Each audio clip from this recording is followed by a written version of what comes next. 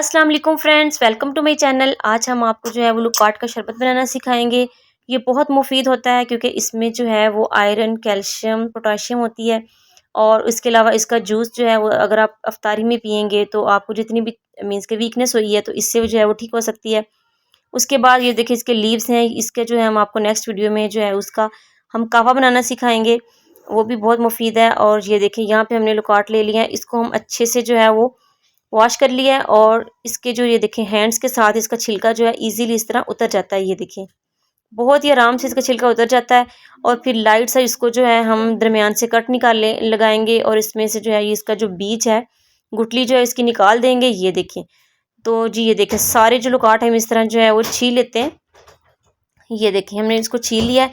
अब हम क्या करेंगे, एक गिलास जो है वो पानी लेंगे और इसमें जो है ये लुकाट ऐड कर देंगे। और इसके अलावा इसमें जो है हम चीनी ऐड करेंगे, 1 चम्मच भर के जो है वो मैंने 1 चम्मच चीनी का ऐड किया है।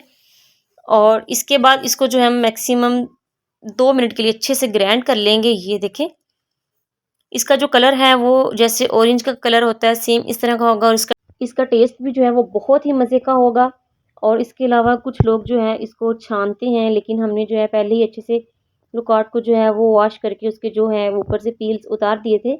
तो जी ये देखें अगर आप चाहें तो इसको और भी मज़ीद छान सकते हैं।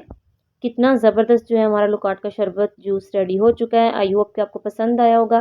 और इसके इतने फ़ायदे हैं कि अगर आपको लीवर प्रॉब्लम है या उसके बाद आपको जो है वो स्टमक प्रॉब्लम है तो आप गर्मियों में स्पेशली जो है रमज़ान में रोज़ा रखने के बाद जो है उस स्टमक में काफ़ी गर्मी हो जाती है, तो आप जो है ये लुकाट का जूस चूज़ करके देखें। बहुत ही मज़े का है, बहुत ही मुफीद होगा।